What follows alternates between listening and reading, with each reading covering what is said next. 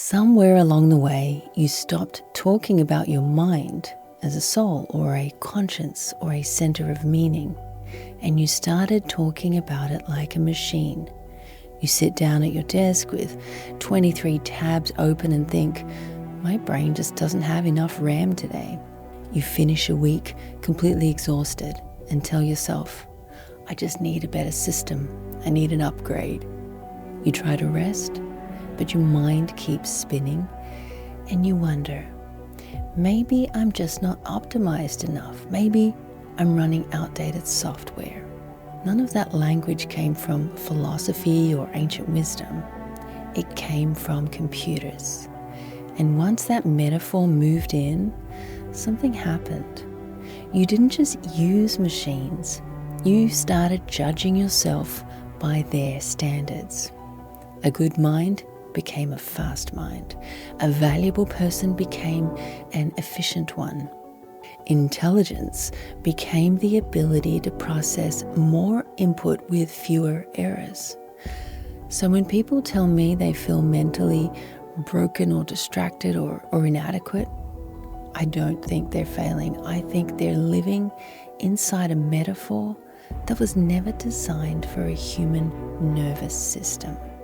In this episode, I want to trace how that metaphor took hold, why it felt so convincing, and how it has quietly reorganized your life, and why now finally it's starting to fall apart. Because if the story that your mind is software is wrong, then the way you've been judging yourself might be wrong too.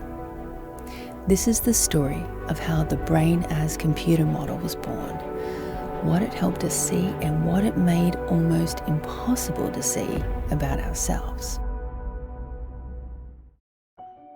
In the mid-20th century, humans built the first electronic computers. For the first time, we had machines that processed information, stored memory, followed logical rules, produced outputs from inputs. At the same time, scientists were trying to understand the human brain, and a powerful idea emerged. What if the brain worked like this? This was the birth of cybernetics, the study of control and communication in machines and living systems. The claim wasn't that humans are machines, not yet. It was machines give us a model for understanding the mind, inputs, processing, outputs, and feedback. It felt elegant, scientific, and most importantly, measurable. The brain as computer metaphor spread because it worked just well enough. Brains do process information, they do store memories, they do respond to signals. So the metaphor wasn't completely wrong, but it came with an assumption that thinking was computation, that meaning was data, that intelligence was efficiency. And once you accept that, everything else follows. Learning becomes information transfer. Emotion becomes signal noise. Judgment becomes error-prone processing, and rest becomes downtime. What didn't fit the model, like intuition, conscience, or moral struggle, that was pushed aside as unscientific, not because it wasn't real, but because it wasn't computable. Once the mind was framed as software, systems reorganized around that idea. Workplaces adopted productivity metrics, schools optimized for measurable outcomes, media platforms tracked engagement as performance, and humans became users, attention became a resource, and slowly people learned to see themselves the same way. If you were tired, you needed an upgrade. If you struggled, your mindset needed debugging. If you felt lost, you needed a better operating system. The burden shifted inward. Instead of asking, is this system humane? People asked, what's wrong with my processing? Here's where the whole story starts to crack. The brain is not software. It doesn't process information the way computers do. It doesn't store memories like files in a folder. It doesn't run one clean line of logic from input to output. Your brain is doing something much stranger and much more human. It deletes most incoming data before you consciously ever notice it. It rewrites memories each time you recall them. It changes its physical structure based on what you care about. It prioritizes survival and meaning over efficiency. Your brain responds to stories, not just instructions. Think about your calendar.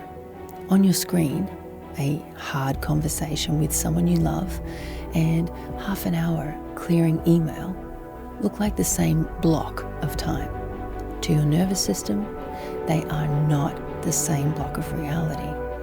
One might shake your whole sense of who you are. The other is just digital paperwork. Software treats them as equal units, but your body does not. Computers don't get overwhelmed by meaning. They don't feel the weight of a promise they made 10 years ago. They don't feel shame or awe or moral conflict when two values collide, and there's no easy answer, but humans do.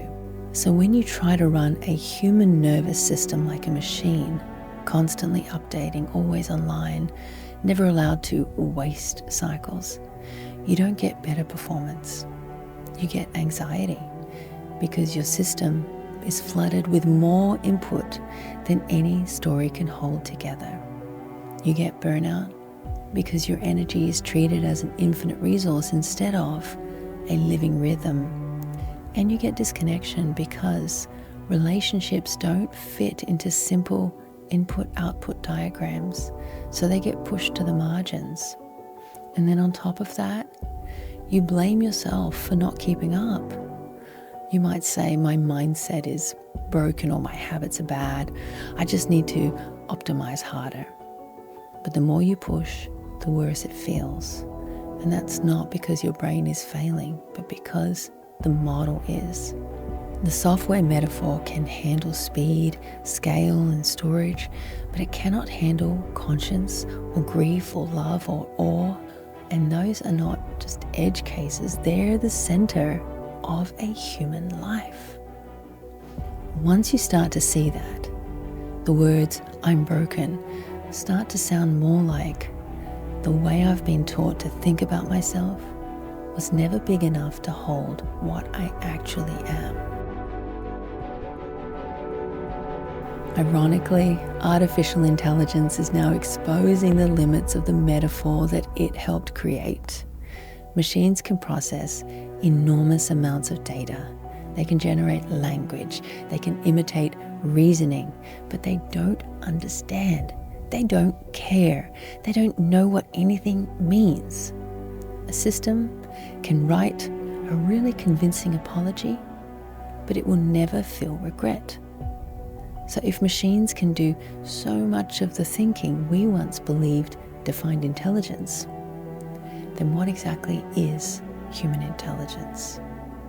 The answer keeps pointing back to the things we removed from the model: meaning, judgment, conscience, purpose in a life.